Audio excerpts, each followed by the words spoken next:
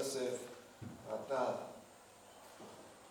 Kwa kuwa unapokea madaraka na wajibu mkubwa sana katika Kanisa Katoliki, yaani wajibu wa kuwalinda na kuwalea waamini wako hawa katika imani ya Kikristo na ya Kikatoliki, kwanza kabisa ninakualika wewe mwenyewe kuungama na kukiri mbele ya kanisa imani yetu ya Kikristo na ya Kikatoliki.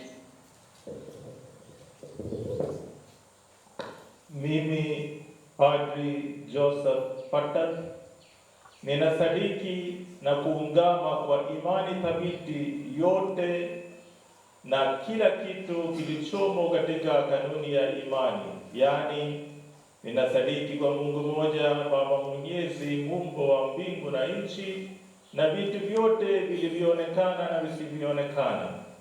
Ninasadiki kwa Bwana mmoja Yesu Kristo, mwana pekee wa Mungu, aliyezaliwa kwa Baba tangu milele yote, Mungu aliyetoka kwa Mungu, mwanga kwa mwanga, Mungu kweli kwa Mungu kweli, aliyezaliwa bila kuumbwa, mwenye Mungu mmoja na Baba, ambaye vitu vyote vimeumbwa naye. Ameshuka toka mbinguni kwa ajili yetu sisi wanadamu na kwa ajili ya wokovu wetu. Akapata mwili kwa uwezo wa Roho Mtakatifu kwake yeye Bikira Maria, akawa mwanadamu. Akasulubiwa kwa ajili yetu sisi kwa mamlaka ya Pontio Pilato, akateswa, akafa, akazikwa. Siku ya tatu akafufuka kadiri ya maandiko, akapaa mbinguni, ameketi kuume kwa Baba. Atakuja tena kwa utukufu kuwahukumu wazima na wafu, na ufalme wake hautakuwa na mwisho. Ninasadiki kwa Roho Mtakatifu, Bwana na mleta uzima, atokaye kwa Baba na Mwana, anayeabudiwa na kutukuzwa pamoja na Baba na Mwana, aliyenena kwa vinywa vya manabii. Ninasadiki kwa kanisa moja takatifu Katoliki la mitume, na ungama ubatizo moja kwa maondoleo ya dhambi, na ngojea na ufufuko wa wafu na uzima wa milele ijayo. Amina.